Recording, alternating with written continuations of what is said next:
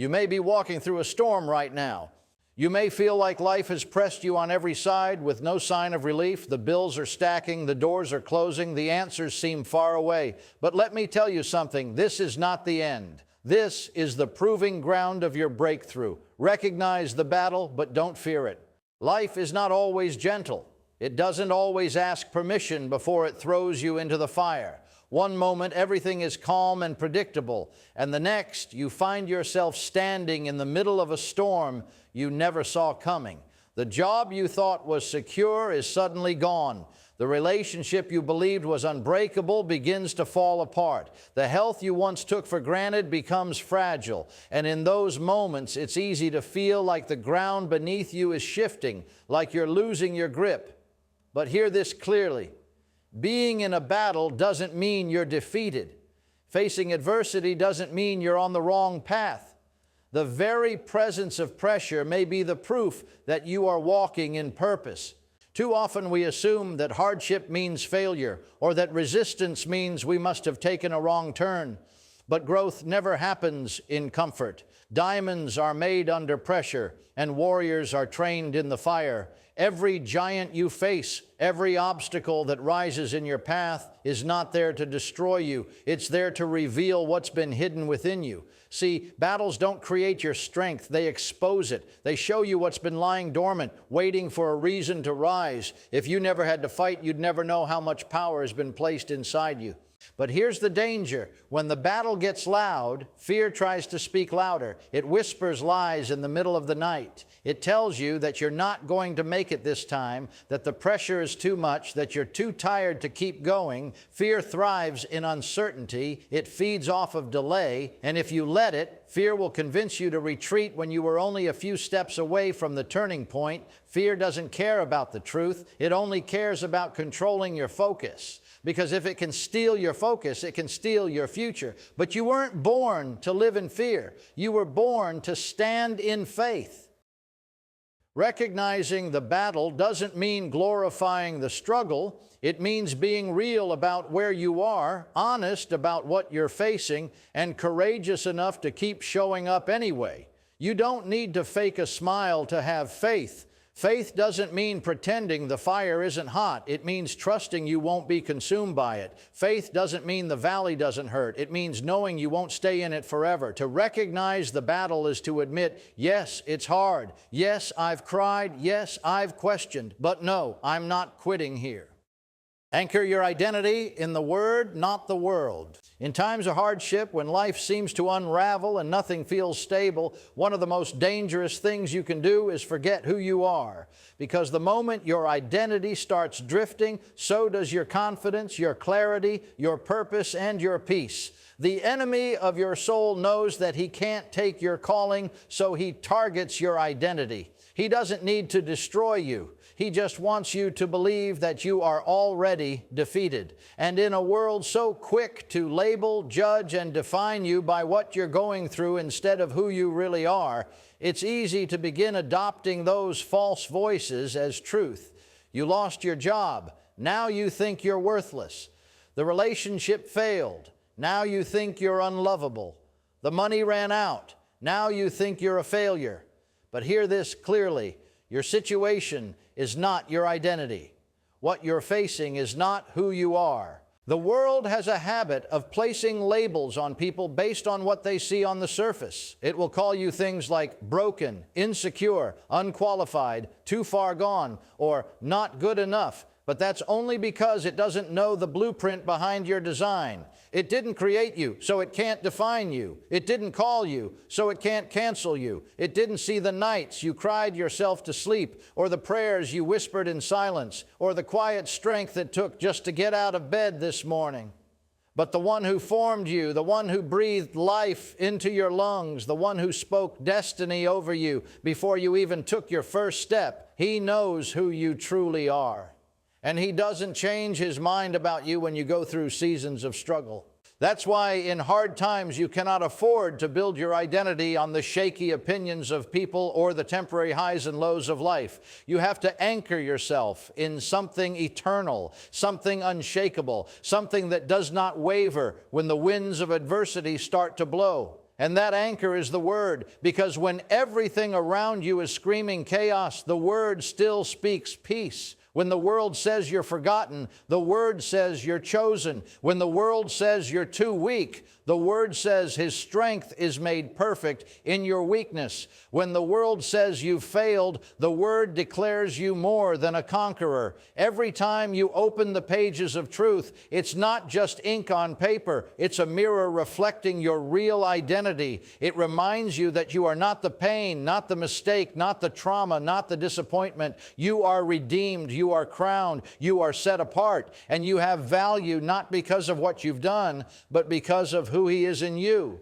But anchoring your identity in the Word isn't something you do once and forget. It's a daily decision. It's a constant choosing, because the world's voice is loud, the pressure is real, and the temptation to slip into fear, shame, and insecurity will always try to pull you off course. That's why you've got to return to the truth again and again. Speak it until your soul believes it. Declare it until your thoughts align with it. Meditate on it until it overpowers the lies that have been living in your head for far too long. This is not about positive thinking. It's about spiritual alignment. It's about knowing that when your life is grounded in the truth, no storm can steal your worth, no failure can undo your purpose, and no voice can silence the calling that's been placed upon you. You don't have to figure it all out today, but you do need to remember this. Your identity was never meant to be fragile. It was meant to be forged in fire, shaped by truth, and anchored in a Word that does not bend, break, or fade. You are who He says you are, and nothing this world throws at you can change that. Speak what you want to see, not what you feel.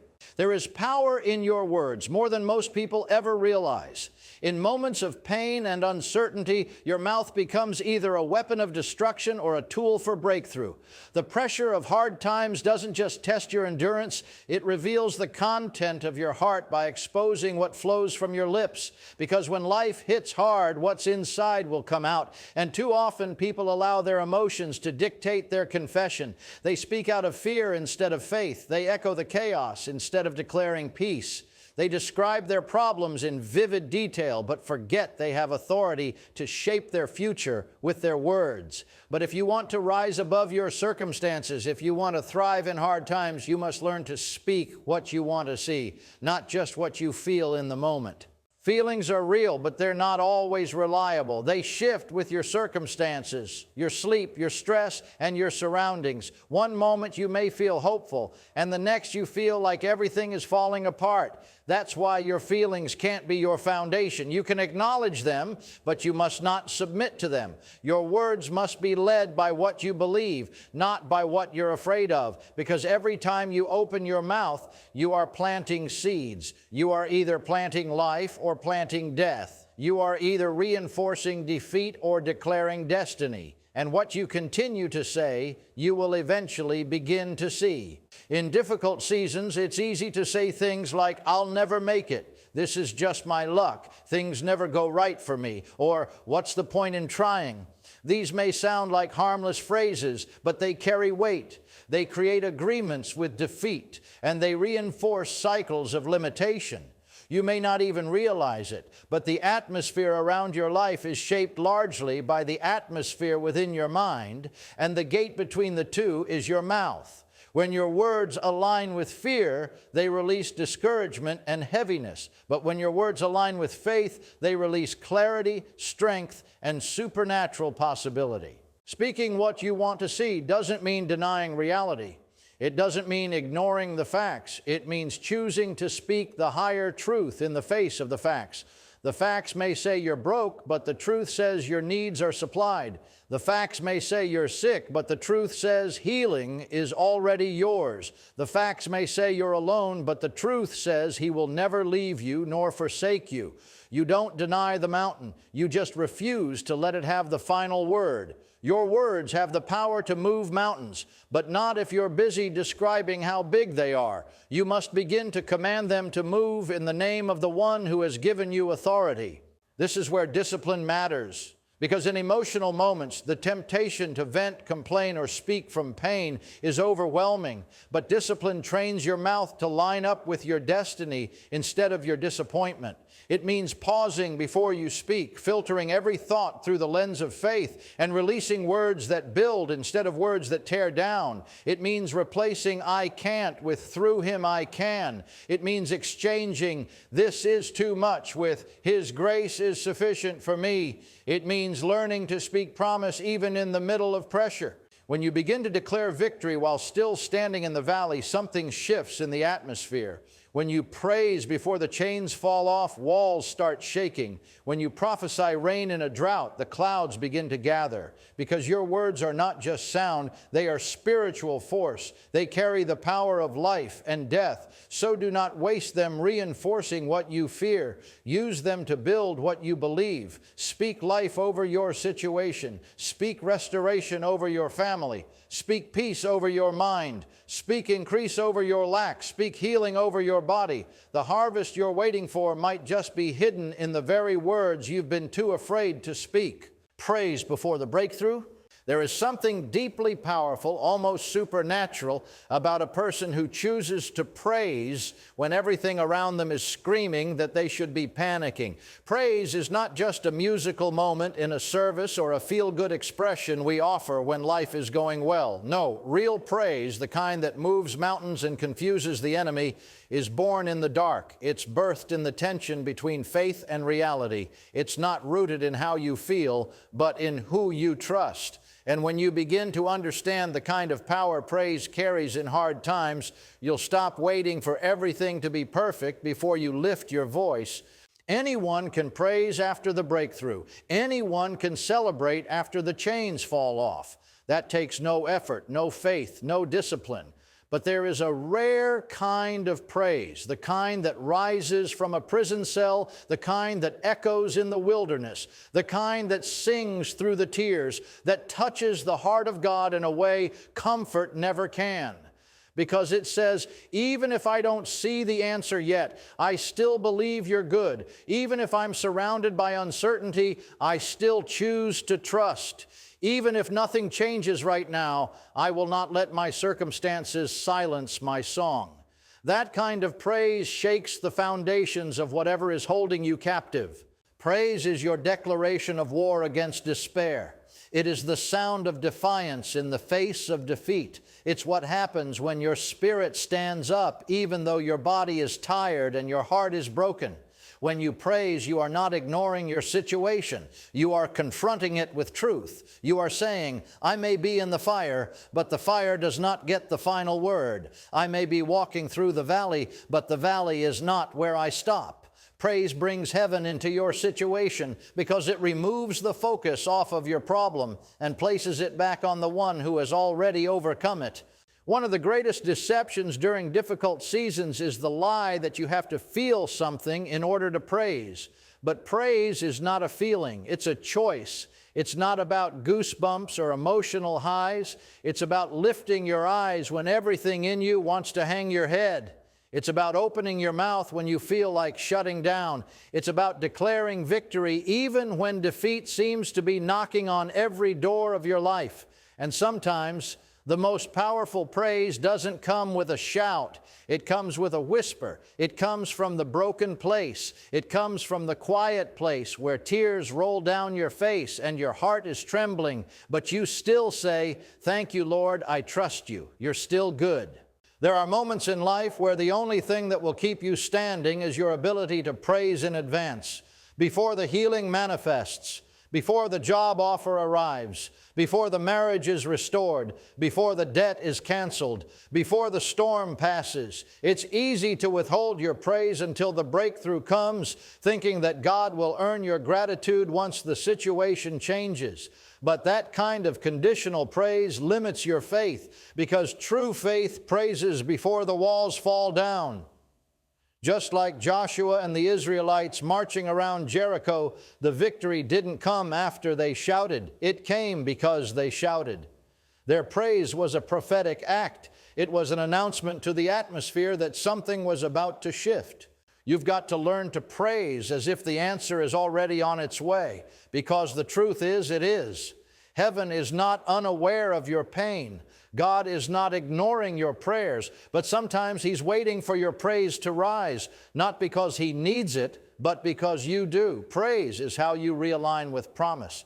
It's how you train your soul to remember who's really in control. When your world feels out of order, praise brings it back into perspective. It reminds you that your God is bigger than your problem, stronger than your fear, and faithful through every season. Walk by faith, not by sight. There comes a point in every journey, especially in the midst of struggle, where sight fails. The evidence disappears. The logic doesn't add up. The numbers are off. The people you thought you could rely on vanish. The doors you were sure would open slam shut in your face. And suddenly everything you can see screams impossible. This is the moment where many people give up, back down, or freeze in fear because they were depending on what they could see to fuel their steps. But true strength, the kind that carries you through the darkest valleys and most painful storms, is not built on sight. It's built on faith. Sight may say there's no way forward, but faith declares, I don't need to see the road to know the destination is real. Sight is limited by what is visible, but faith is anchored in what is eternal. Faith isn't a feeling. It's not wishful thinking or blind optimism. It's not a spiritual high you ride when life is going well. Faith is a choice to keep moving forward even when nothing in the natural makes sense. It is the decision to trust in the unseen, to believe in the promise even when the process is painful. Faith is confidence in what you hope for and assurance about what you do not see. It's the unwavering belief that God is still working even when you can't trace His hand. It's knowing that the silence does not mean absence and that delay does not mean denial. When you walk by faith, you learn to shift your focus from what is around you to what is within you. You stop measuring your progress by how far you can see, and you start trusting the one who orders your steps. Faith is not about knowing all the answers ahead of time. It's about trusting the one who does. That means you may not see the provision yet, but you keep walking. You may not feel the strength yet, but you keep waking up and showing up. You may not see the full picture, but you keep painting with obedience anyway, trusting that the master artist is creating something beautiful, even if all you have right now is a messy brushstroke. And yes, walking by faith is hard. It's much easier to walk by sight, to depend on what you can verify, control, and predict. But if you only ever move when it makes sense, you'll never experience the supernatural, because faith always leads beyond the comfort zone.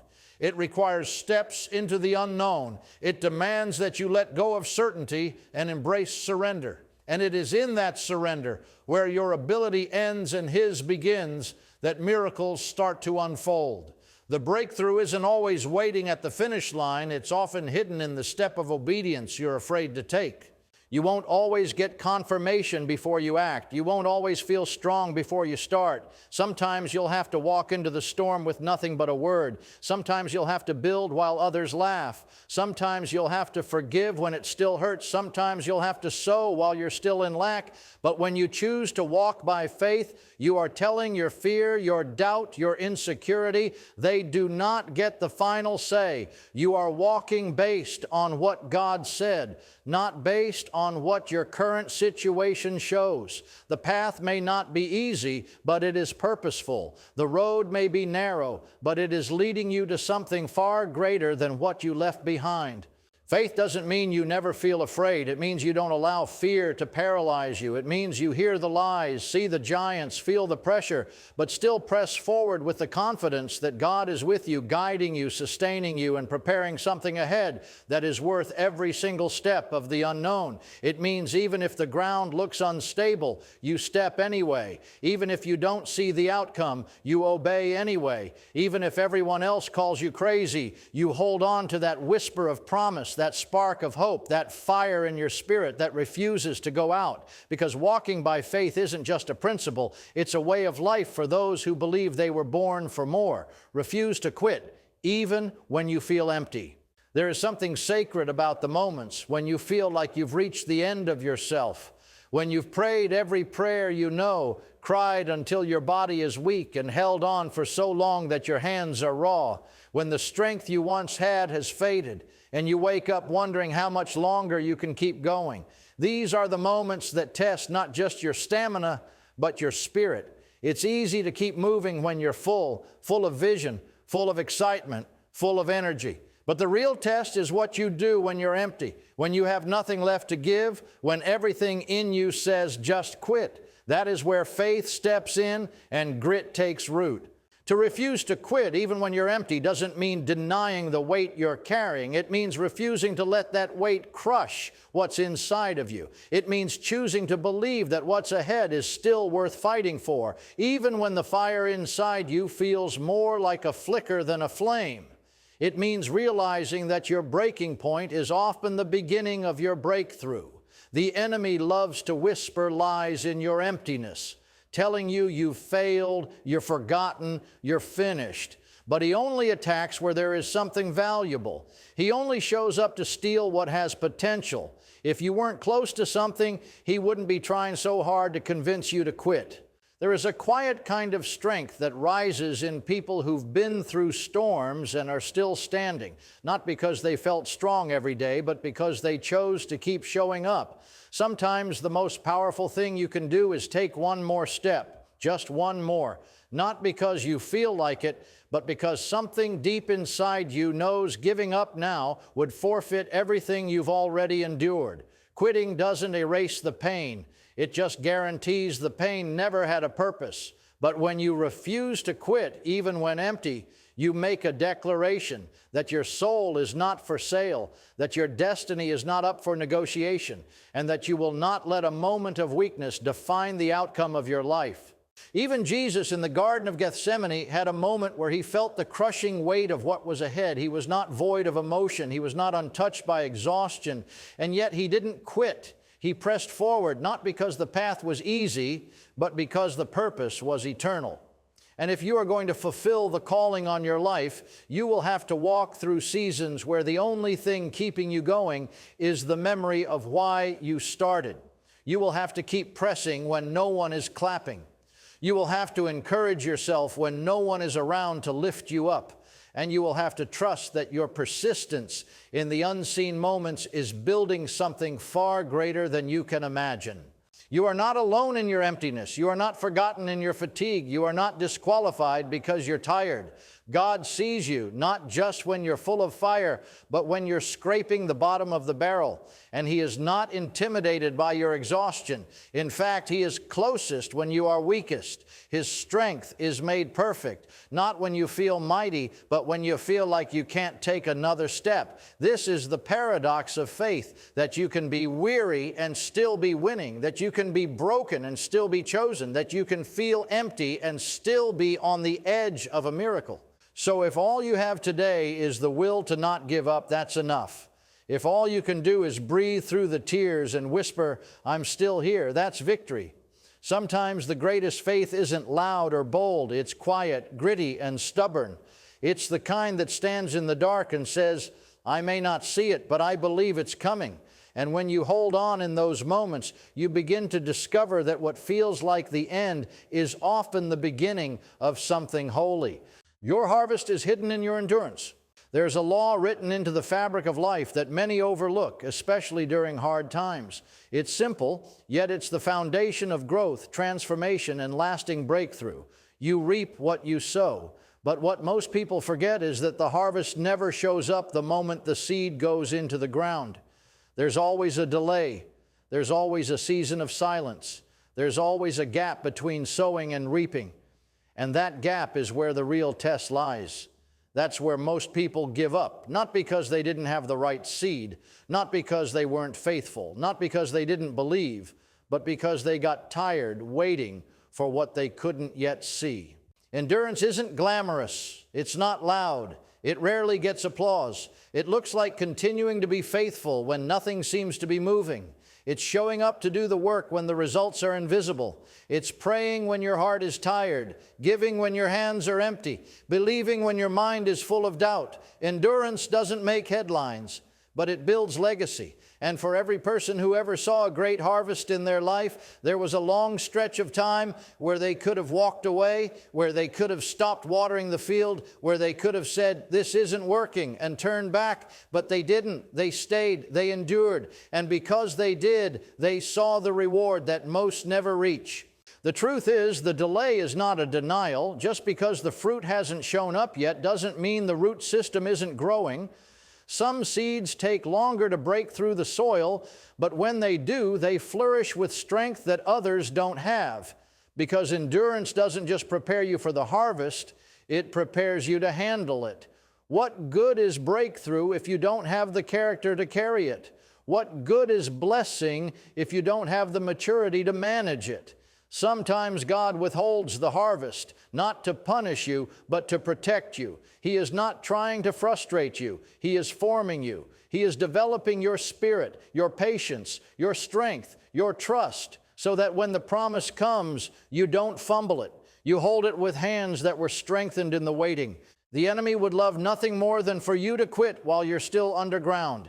He knows the seed you planted, whether in your relationships, your health, your purpose, your calling, is powerful. He knows that once it breaks through, it will bless not just you, but everyone connected to you. So he lies. He tells you it's not working.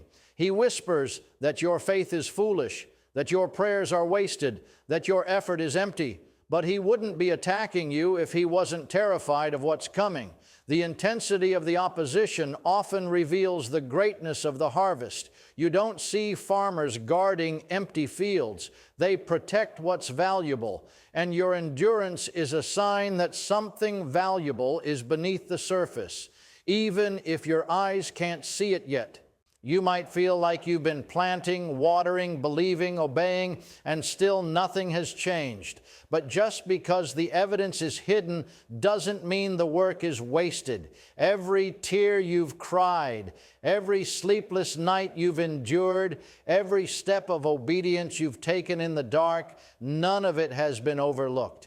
Heaven has seen it all, and in due season, not always your season, but due season, you will reap if you do not give up. The timing is not random, it's divine. The harvest is not accidental, it's intentional. It may not arrive on the schedule you expected, but it will arrive on the one that prepares you the best. Sometimes the final stretch is the hardest, not because you're doing something wrong, but because you're doing everything right. And you're closer than you've ever been. The pressure increases right before breakthrough. The fatigue rises just before the finish line. But the harvest isn't just about results, it's about who you became in the process.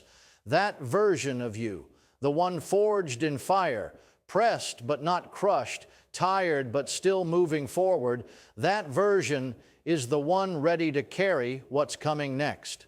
Maybe life hasn't looked like what you hoped. Maybe the nights have felt too long, the battles too relentless, the pain too personal. Maybe you've questioned your purpose, doubted your strength, and wondered if the breakthrough was ever really coming. But I need you to hear this loud and clear. Just because it's hard doesn't mean you're losing. Just because it hurts doesn't mean it's over. Hard times do not cancel your calling. They refine it. They don't erase your destiny.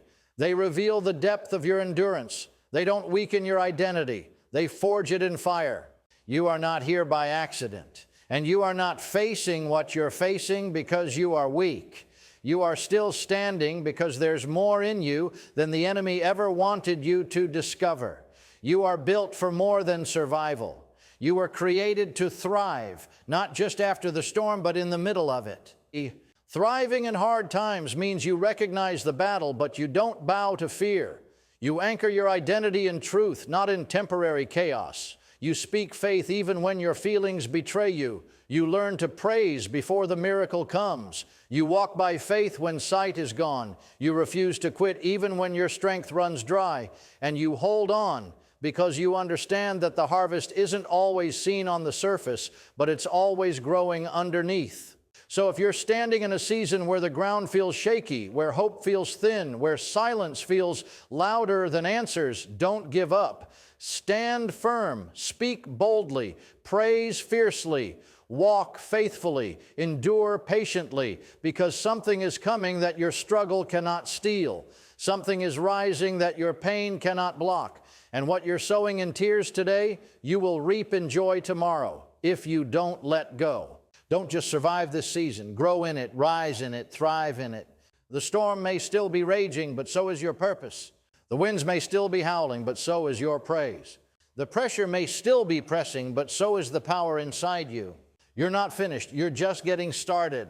You're not buried. You're being planted, and the harvest is on the way.